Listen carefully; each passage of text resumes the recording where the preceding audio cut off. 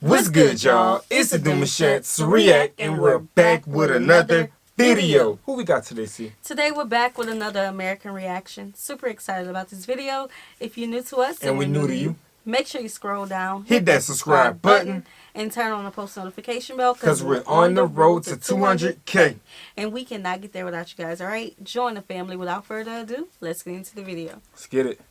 I have used microaggressions against my own race. My own race? I hated being Asian growing up. I despised it. And I just remember making the crudest, most horrible jokes because in some way I felt like this was expected of me to make everyone feel comfortable about my adoption.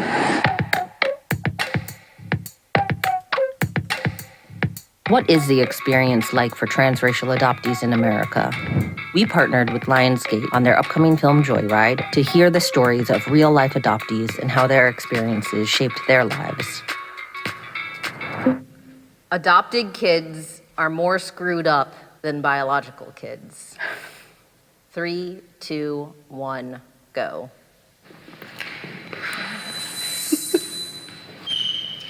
I'm really curious about you two first. I know so many biological kids that are screwed up. And they were raised in like a healthy, nuclear, cliche, white picket fence family. And I know several adopted kids that are so successful, that are doing great. I mean, shout out Simone Biles. She went to the Olympics and she was adopted. Can I move? Like, she changed my mind a bit. Like, Come on! Can I? Yeah. I'm like, she has a point there. I can't. No, I can strongly disagree with that. No, because like, the thing is, she changed my mind on that because like, as a foster kid, and like somebody who went through all that, we are f***ed up. You know, like we go through so much, like through that whole process, seeing and feeling neglected from like the foster parents. But I don't let my past, where I grew up, like define who I am to make me screwed up. Yeah, so I'm on strongly agree because I've been through a few therapeutic boarding schools, wilderness programs. One of them, I remember, it's a place where wealthy parents send their children, so it's privilege. And even with all that privilege, everybody there was messed up, just saying like they weren't stable, whether it was a drug addiction or just like bad temper or violence. Adoptees all carry this trauma. Maybe it has something to do with identity and not knowing a lot about our background. Well, some of us not knowing a lot about our background. I think like we don't even have a birthday. And me personally going through that and growing up in a colorblind environment, it's kind of like we were left to fend for ourselves. And I think any children that have to fend for themselves are gonna go through some messed up shit. All right, y'all, so we're going to get into it, too. I mean, off the rip, we talking about the negative side of this. Who has dealt with the worst traumas coming into life? Off the rip, biological kids have their parents. But sometimes their parents are not always good examples of I hear you. love, I hear nurturing, you. And protection. as I was listening, it can go on, like, this is almost like a balance scale. But they want us to pick a side. Yeah. I'm not going to necessarily pick a side 100%, but I'm going to just leave my opinion out there for y'all to play with. Biological kids come out with their parents. Everything else they're taught after that is what they're taught. That's how they raise their children. Okay. Foster kids And adopted kids are not.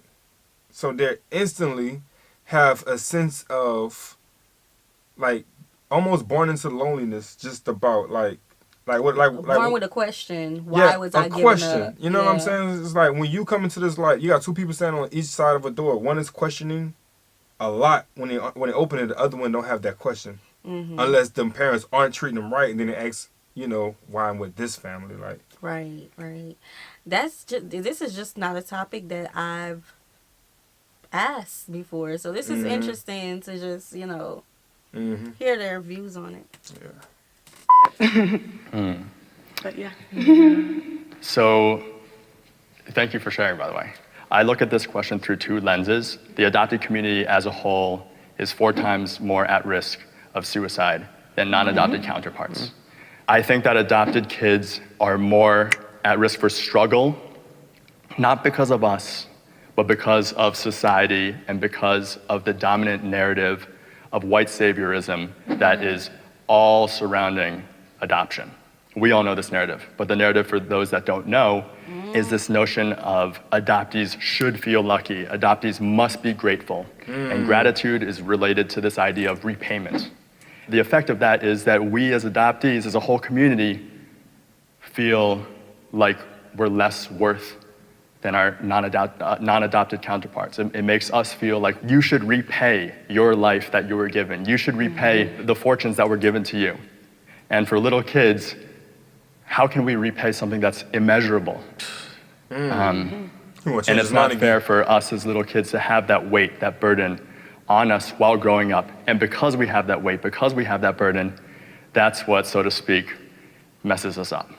You're bringing back some stuff. I'm like, Even as an adult, they still have to deal with that question. I chose to be on this side because I felt if I was on that side, it'd be denying my experience as an adoptee, the fear of abandonment that feels inherent to being an adoptee. Because of that, I have definitely been in relationships I shouldn't have been in, toxic ones, and relationships for way too long. What comes with that? Okay, so before she continues, I'm glad she brought that up because there was it was a black girl who was around, she was graduating or something. Okay. And this is something that happened recently, and she showed text messages. Y'all probably came across this video as well. She showed text messages of her white adopted parents and how basically they were done with her because she was graduating, she was on her own. Was it that video when they were trying to kick her out?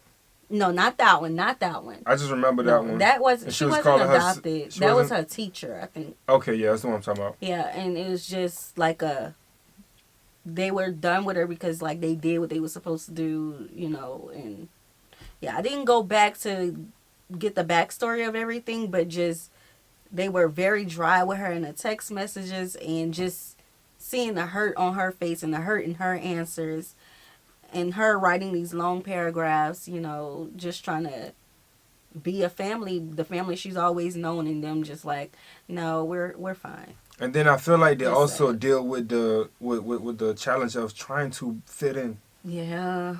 Even like regardless of what family they're given to, you know what I'm saying? They want to fit in, they want to feel loved. Ugh, especially if that family have that siblings already involved. So yeah. And them having guilt that they shouldn't own, you know, that is sad to see. Yeah, so. Then is like feeling like you have to prove that you're worthy of love constantly because of the inner voids and wounds of being abandoned as a baby or just abandoned in general. Yeah. Those wounds cut deep. That. Yeah. Hi, my name is Matea. I am adopted from China in the 90s during the one-child policy. So one thing I'm super grateful about with my parents is they really valued making sure that my brother and I experienced our heritage. Every summer, we would go to this camp that specifically focused on our Chinese heritage and taught us different aspects of it. So like language, calligraphy, dance, martial arts. And so that was a really special and I think important experience to have as a transracial adoptee. Didn't we tell y'all that identity is important, especially when it comes to figuring out who you are? And your culture is a big part of that. And the first thing she said was that her parents helped her find who she was as an individual by introducing her to her culture. Yes, and I gotta commend her parents and parents like that. Her parents is from Canada. From where, babe? Canada. I wanted to say her parents was Canadian and say they're from Canada at the same time. I got excited for that because y'all know how Canada's do. Yeah, yes. And, you know, they're sensible people. Facts, I feel that. Okay, so I commend parents who do that. Yeah, I went blank there. It's okay. Eli, I'm 23 years old and I was adopted from South Korea at 9 months old. I have 4 adopted siblings also from Korea and I grew up in Denver, Colorado, so not a lot of diversity there. And I'm actually about to go look for my birth parents this fall. Hello, good humans. We hope you're enjoying this very special episode of Spectrum. I'm here with the director of this episode, Liz.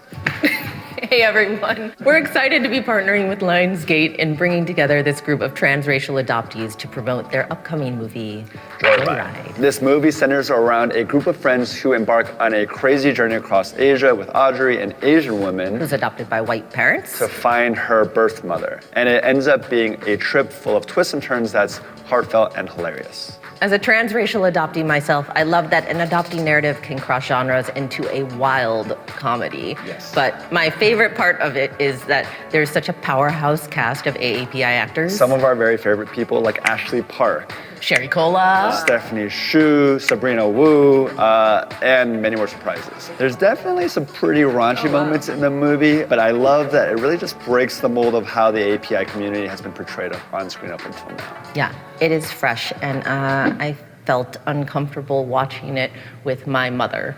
So please go watch with your mother. It's fresh. Joyride is coming out in theaters on July 7th, and you can buy your tickets now. All right, now let's get back to the episode. We'll see you guys. Bye. Transracial adoption should not be allowed. 3, 2, 1, go. I'm glad they all chose the same thing.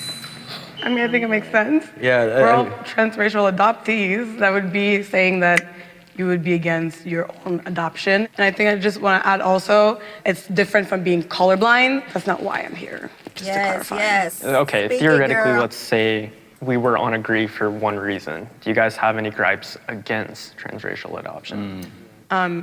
Well, yeah, like, I guess like what I just said a little bit. Savior complex. Savior complex? I mean, there are people in the world who I think view transracial adoption as this like, oh, I'm doing a cool thing. Like, I've met people who have said those specific things where they're like, I've always just wanted a black child, you know, but that's it. There's no like, why do you want a black child? Or, you know, or like, it's like a savior mentality almost. And I do think that it's really important as the further we go to have that education and to not go in with it with a colorblind stance, because it does do a lot more harm, at least it did for me growing up, than, yeah, just opening up your kids to the culture that they came from. Yeah, no, you really spoke to something. All my friends that are black or Arabic have all this culture that they grew up with, and they like years and years of like learning stuff, and that's what I missed out on.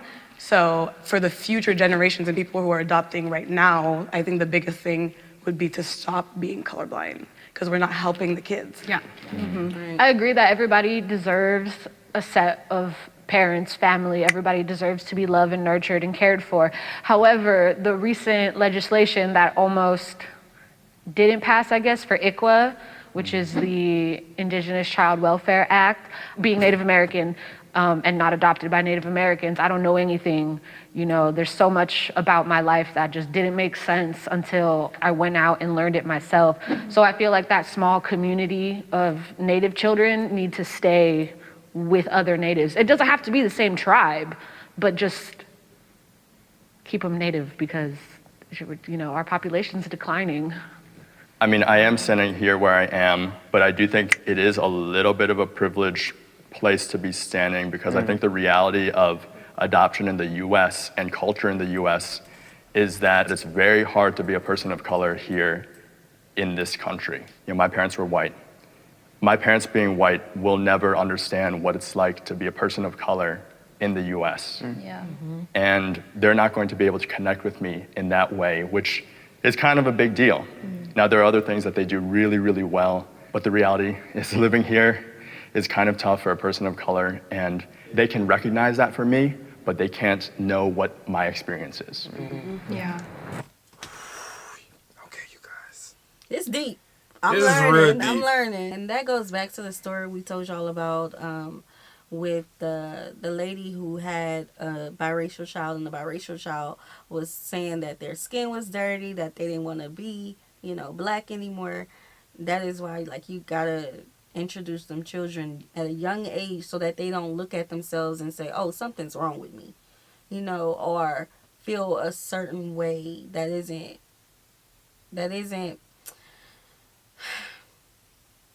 nah, I'm gonna leave that one for myself. She want to leave for herself today. Yeah. This is deep though, y'all. This is like This is deep. Gathering their thoughts.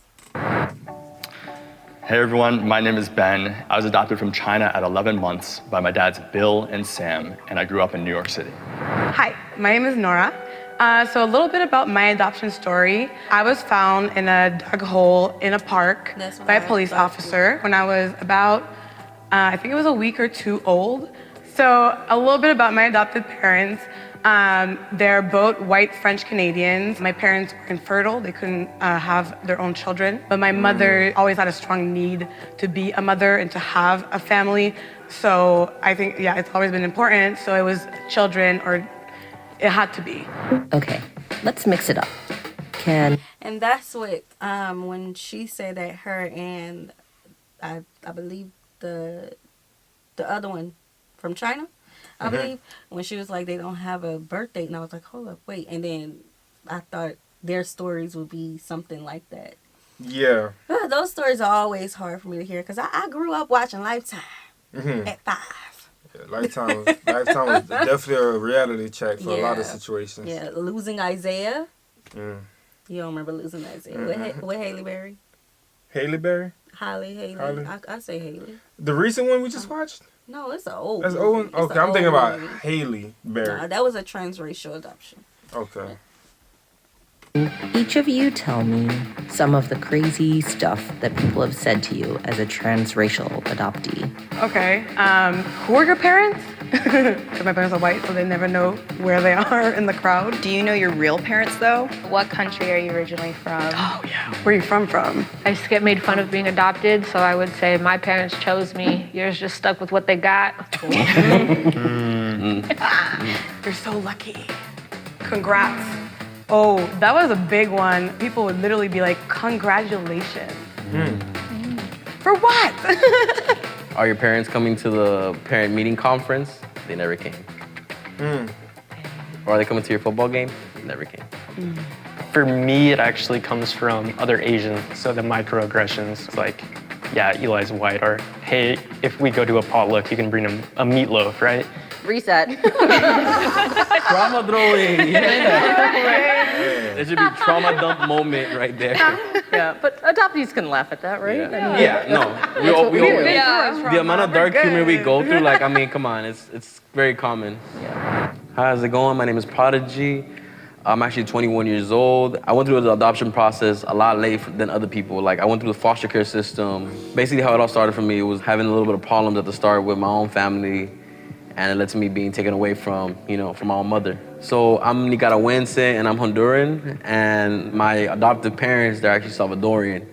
And, even though we are from the same branch in Central America, at the end of the day is that everybody has their different cultures. Like with Nicaragua and Honduras, like they were at war at some point, same with Nicaragua and El Salvador. And at first it was a little bit of trouble, but at the end of the day, like they're still my family. I can still go to their house and eat on the same table with them. But like I said, I'm a proud Hispanic. I have used microaggressions against my own race. Oof. 3, 2, 1, go.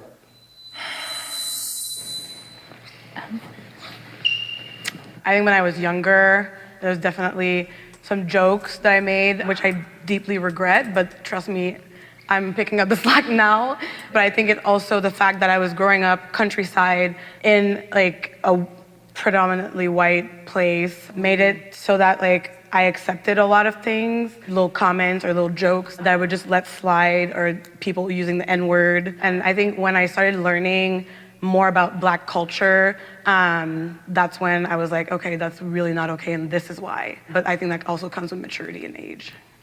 So I'm on strongly agree, because I hated being Asian growing up. I despised it, man. My dad would give me a buzz cut, I had glasses, and so every time I went out, we just kind of would get looks because there's 5 adopted kids. And man, I just remember making the crudest, most horrible jokes, because it, in a weird way, validated me as like an Asian almost, because in some way I felt like this is what was expected of me, to make these jokes, to make these comments, to make everyone laugh and feel comfortable about my adoption. And what I realized is, dang, like first off, I'm starting to believe this stuff. Second off, I'm doing it in service of others. Like I'm making these jokes to make other people feel comfortable. I do identify with your story as well. I grew up also like hating that I was Asian, but like specifically Chinese. I would hear like kind of a negative connotation about Chinese, that like they're liars and they're ugly, and also being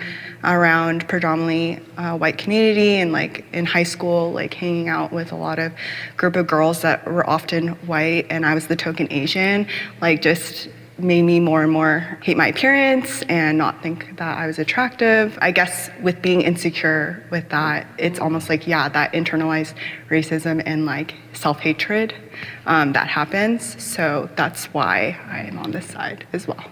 Oh, can I add one thing to that? Yeah. Like totally resonant with what both of you guys were saying. I was always proud to be Asian. I was proud of my differences, but I think it was always interesting reckoning with this idea of being proximal to whiteness.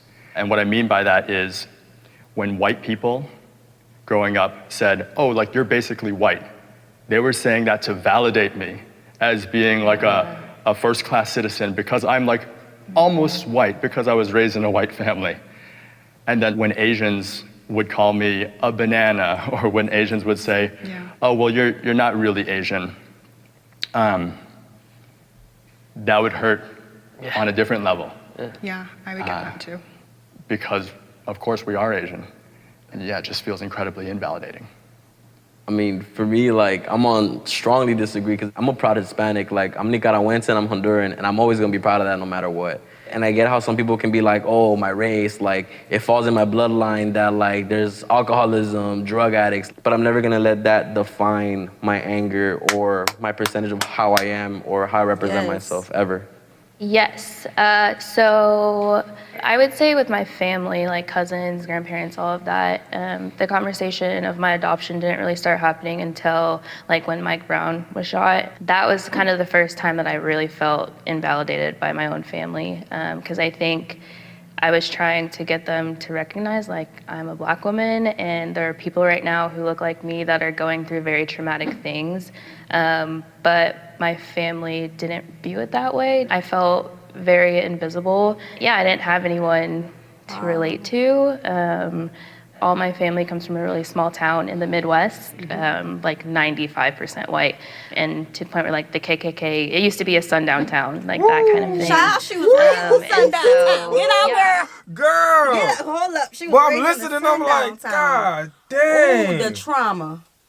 The trauma. So her parents necessarily didn't really think twice when it came to these protesters or just the Black community in general, because that was a hot like she summer. said, bro, she said, man, she just felt invisible.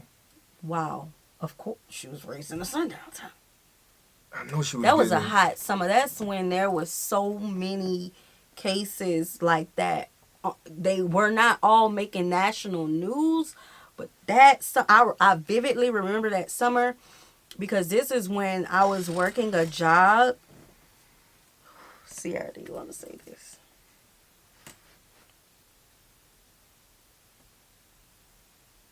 It took too long. So I'm telling you not to say it. I'm not going to say it, but I was working a job. You know the job I was working at. Daycare. The daycare. I know the daycare. We're going to... Okay. So, that was a hot summer. There was a lot of cases like that going on, and I remember the case with the girl is the one that like really broke me down because I'm like, I'm a Black woman. Oh. Y'all, that was. But I'm saying, like, when you adopted and then you see this stuff and then you start to tell yourself that, hold on, I'm a Black woman. Like, you're looking at every other race who is not going through what you see the Black community going through, but you're being raised by white parents. Yeah, and they're not acknowledging it. They're probably saying that's what he get, you know, because that's look what type of house she was raised in. Man, so I feel like adoptees, bro. Like I feel like they dealt with cancel culture the most. Wow. Yeah, I think they dealt with cancel culture the most, bro. Like, because I mean, you Black, you getting raised by white parents, and you go to the school, then your parents come through, and your friends looking at you like, hold on, that ain't right. You know what I'm saying? Kids are kids. They're gonna mock you. They're gonna clown about it. You know what I'm saying? So it's like, I like what the Prodigy said, that he don't let the negative things about, negative stereotypes and the negative things that his people are known for define him. He is proud to be Hispanic, and as y'all know how we are on this channel. There's a lot that goes on in our community, but there's a lot of positives that go on in our community, and we choose not to focus on negative stuff. We talk about a lot of controversial things sometimes on the channel, but we always come at a point. First of all, we come clean with it though. Yeah, we are unapologetic. We come clean with it though. Like we let it know that it's not. Yeah.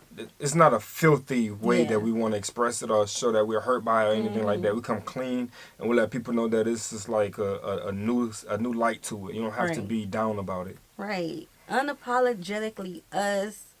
We don't let things define us. We are proud of who we are. We're proud of the people who we come from. And don't focus on just the negativity. Judge us from the content of our character and the things that we have accomplished. Yeah. And the things we do for others. That's a bar. Growing up, it just went from, I was just kind of there as Michaela, but not a black person. It was more of just like, they would always say to me is like, I don't see you as black. I just, 100%. Yeah, and all the time. And I was happy. I was glad. Yeah. I was like, yes, I'm not gonna be a victim of racism. Like, yes. At the time, exactly. Yeah, it never bothered me at the time, but I think the more I processed it, the older I got, I realized how damaging that term is, because I think we've all experienced this of like, who am I? And so then I was like, okay, if my family doesn't see me as black, what am I? That was like the question that I still sometimes think today, even, that's like always in the back of my head. So, yeah. 100%. So true. I think they did a disservice to her, though, because although they accepted her, they loved her, knowing if they have a history of being a sundown town, knowing how people can be so cruel to her, they should have prepared being black. her. Yeah, they should have prepared her for the outside world. I understand, not wanting to be associated with being a racist, but still see her. And that's why we say it's so important. I want you to see me so you can see me, so yeah. I would never strip a child from their race. Right. Like you're like, nothing's wrong with that. Like that's not cool, bro. Yeah. That ain't cool at all. No, nothing's wrong with being whatever you was born as. At the end of the day, it is just skin, but in the societies that we live in, it's not just skin. Facts, yeah. You got to put that out there for the people in the back. Yeah. Hi, I'm Michaela. I was adopted 2 days after I was born in the suburbs of Indianapolis by a single white mother. I met my birth family when I was 18 years old. I found them on Facebook, and it was definitely a whirlwind of emotions. I went from basically just being me to finding out I have 5 siblings and like hundreds of family members that all tried to contact me within the span of 24 hours. So it was a pretty overwhelming experience, and I'm 27 now. But yeah, I'm hoping again to build a relationship with them in the future. Hi, I'm Chris. I was adopted when I was 4 years old by Polish immigrants. They had just immigrated to America in the early 90s and decided that they wanted children. And due to medical reasons, they were unable to conceive, so they adopted a little Native American baby, which is me. Nature is stronger than nurture. Nature is stronger than nurture. 3, 2, 1, go.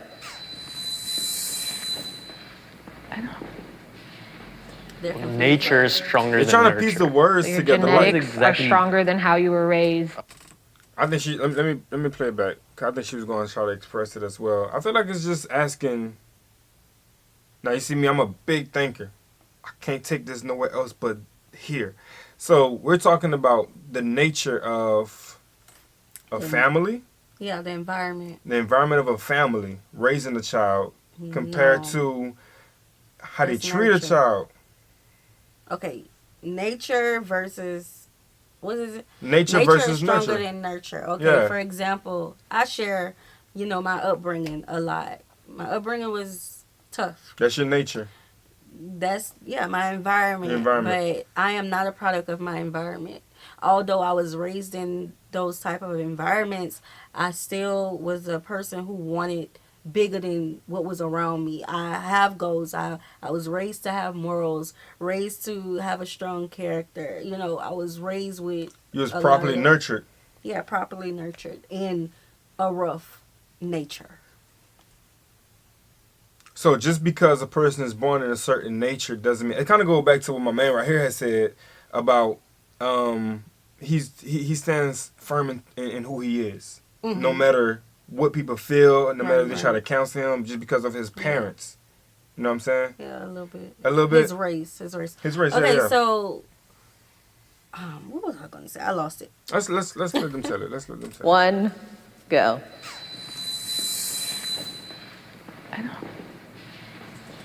Nature is stronger than nurture. So your genetics exactly- are stronger than how you were raised. Oh, Yeah. okay. This is confusing. You said it correctly. We just Genetics? yeah, it's just all the trauma, you know. Damn. I want to know, like, why do you agree? Like, out of everybody here, you know. So I was raised by conservative Christian parents, and I do not look like a conservative Christian whatsoever. Growing up in a very strict no alcohol, no drugs, no gambling, no tattoos, being gay is not okay, marriage is for a man and a woman. Here I am, you know, in a same-sex relationship, covered in tattoos. Both of my biological parents suffered tremendously with their mental health. They were in and out of, you know, mental facilities. I mean, not to be cliche, but 2 out of every 3 Native Americans struggles with addiction. And I did struggle with homelessness and addiction, just like my parents did. I read the Bible cover to cover growing up, and I still made the choices and had the journey that I had. I'm neutral for the fact that, like, at some point it was nature. And I think she's mentioning all that because nature is stronger than being nurtured correctly. You can put a Bible in a child's hand. She said agree or disagree? She'd agree 100%. Disagree? She agreed that nature is stronger than nurture. Oh, okay. So, like, you could put a Bible in a child's hand. You could put them in the most best school system. You could, you know what I'm saying? Like, she was mentioning that her family was at one stage homeless. Her family had, I'm not going to put that on her, but addictions was involved. The surroundings, the things that she chose to journey is the willpower. You know what I'm saying? The magnetic pull that the universe was like. Okay, so we talking about statistics? We're talking about the nature of an environment. Okay, it's like your day-to-day day-to-day alcoholism. It's like your day-to-day interactions or the stuff that you see on a regular basis. That's what I took this statement to mean. But what she is talking about, she's talking about genetics. So when I think of genetics, I don't think it's necessary. Okay, when she say genetics, she's talking about her real parents. yeah, like, no, I disagree. Let me know what she's y'all talking about think. genetics. Because that's a little So it's tricky one. stereotypes or it's statistics. It's. I thought she was talking about her. I'm trying to think of something that her that adopted parents. I'm trying to think was of going something. through that. Okay, but I'm trying to think of something that is in the nature of a black person. I just think it's Isn't more it- so about your surroundings, the environment that you're raised in. Yeah, you like you mentioned earlier, you can Yeah, have good nurture. morals, you can have good this, that, and the third, but if you're around this, like Nature. every time you step outside and you see this, So some people get stereotypes swallowed. or Some something. people get swallowed by it. You know what I'm saying? Some people get swallowed by the nature of an environment because yeah. that's just how they grew up. Mm-hmm. But that's what I that's how I take the statement. She's saying genetics. I can't think of nothing for black people right now that I could say I do or don't. Genetics wise or 'Cause nature when wise?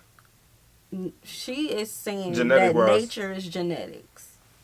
That's what she is taking the statement to mean. This is I'm taking it to mean environment. I feel So like maybe just it's how you look because at the statement. I feel like it can definitely be looked at different ways. And another way you can look at it is like I feel like if you like for the black community, you know what I'm saying, it's like you have the projects. But that's only one side. There's wealthy black people. Okay, That's let's look only at it one this side. way. You have you in a wealthy family. you're being nurtured correctly. Your environment can say that I want, you know what I'm saying? So what is the nature of a But I'm saying like when you hear the word nature, I'm thinking about environment. If that works. No, you know it's going to work because that's what I'm taking the statement. But if it's nature of a person, it's like, oh, that's their Genetics. nature. Oh, so now I don't know. That's like, why I'm nah, trying to you see, can't what put is that. I don't think you could put nature like on Let a me look up person. statistics of a black person, child. Girl. What is the nature? I don't think of a you black could. person? I don't think you could be like, oh, that's in his nature. Yeah, I don't think you can say that about a person. Like that's in their nature. Right. That's why I took it to. It's in their culture. You can say that's in their culture, but I don't think you can say that's in their nature to want to smoke a cigarette. That's not in their nature to do that. To want to, I don't know, like whatever it is, I don't know. Okay, so it's in the nature. Girl, that's Five strengths of an African American family. To have strong work orientation, strong religious orientation, strong belief in family, strong achievement orientation, adaptability of family roles. I get well. We going according to that. That's my nature.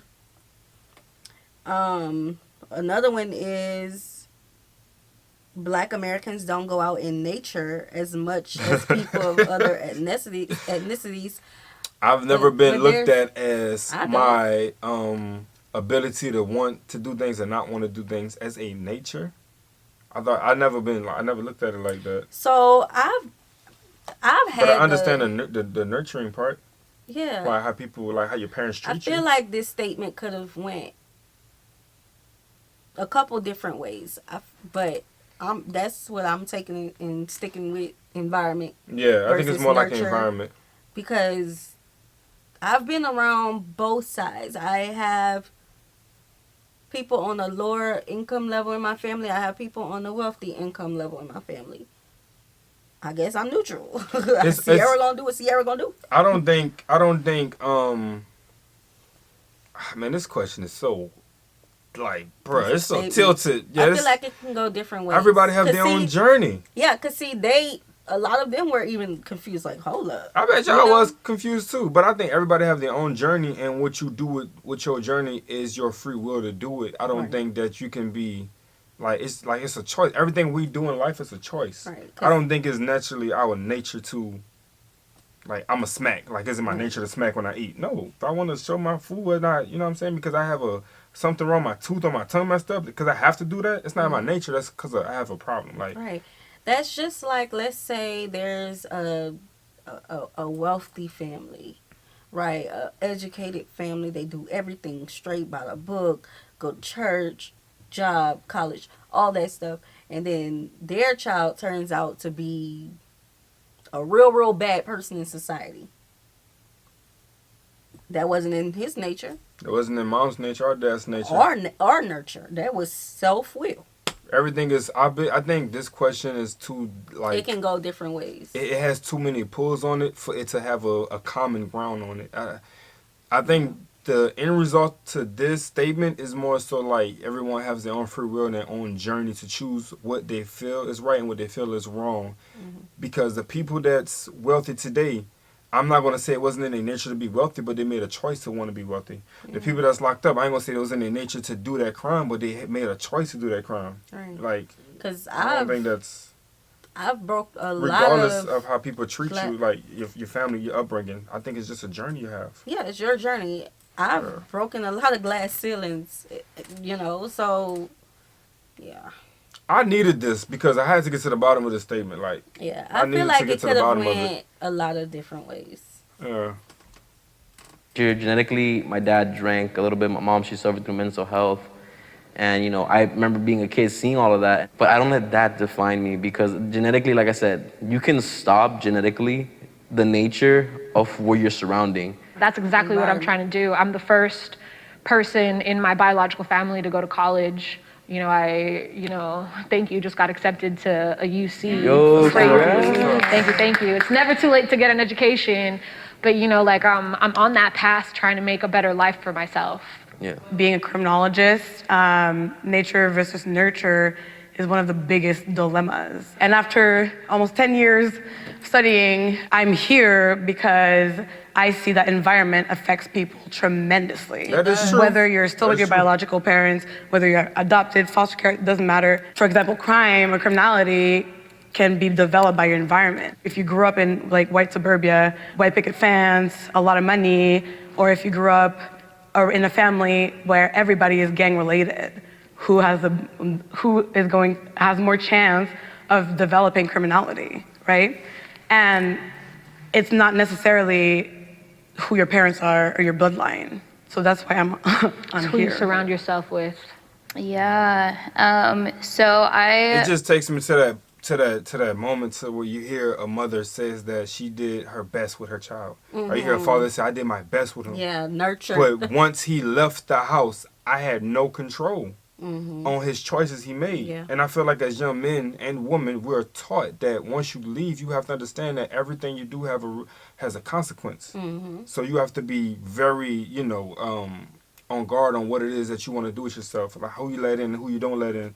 Because some people can come in and impact you wrong, and some people can come in and impact you right, and then you have to make a choice on what you want. Right. I feel like that is why it is important that children. I'm gonna leave that to myself too. I mean, we want That was everybody. going to a different way. No, I've just learned to, everybody is not gonna be mature enough to accept what I'm saying. So I respect that.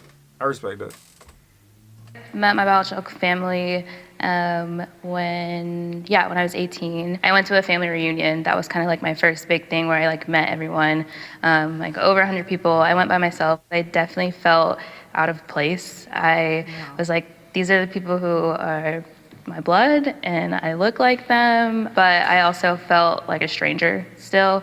And I think that just goes into the identity piece that made it even harder for me, because I was like, I finally met my birth family, but these people do not feel like family at all. But also my birth dad, there's things that I see in him, especially when I'm angry, we act the same. Or there's things from my birth mom that we just both like she grew up doing that I've noticed that I do as well. So I definitely think there are things that I've seen from my family that I've noticed in me, but I also still feel like a stranger at the same time. I feel like also children, babies, we mimic a lot. Yeah. So even, I know this is about transracial adoptions, but if you look at just same race adoption, people would be like, you're adopted, but you look so much like your parents. Yes. They get that all the time. Well, it's because you have the same mannerisms. I have the same mannerisms as my mom. But people won't really seek those out or look for that or notice it because my mom is white and I'm black.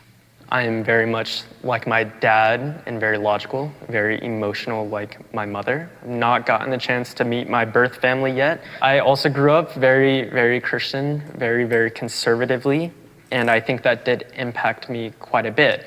So I think that it's a push and pull for certain things that are nature and versus certain things that are nurture. So I don't think there's an answer for it, but in terms of transracial adoption, I do want to think about the point of why the question was asked in the first place, which I don't quite understand where the question's coming from. Blood versus not blood. Blood versus water. There you go. Well, my tangent is a really long tangent, so Go for it. I'm lost. Okay. Honestly. Yeah. So I totally agree that we have different brain chemistries. I'm predisposed to maybe being a little bit more confident or maybe more happy or whatever it may be. There's neurodiversity. That being said, I don't like this question, and maybe this is what you're getting at. I don't like this question because I think it takes away the responsibility of community, of environment, of society, and of government. And what I mean by that is when we were born in some place and we had no choice to be born, and then when we were displaced and brought up in a completely new environment, there is responsibility for the people closest to us and for the community and the neighborhood to be supporting and championing that person and seeing them not as the ones that are lucky or are grateful, but seeing them as the people that are strong and are resilient and people that we should champion in the society. And that's the responsibility of the people that made a choice that we didn't make as adoptees. Yeah, so I contest this question by saying, who cares about nature versus nurture? Nurture is pretty darn important. Nurture is important. I think it's more important than nature. I feel like you have to understand the nature in order to correctly nurture. Because if you don't nurture based on nature, you might not educate them correctly.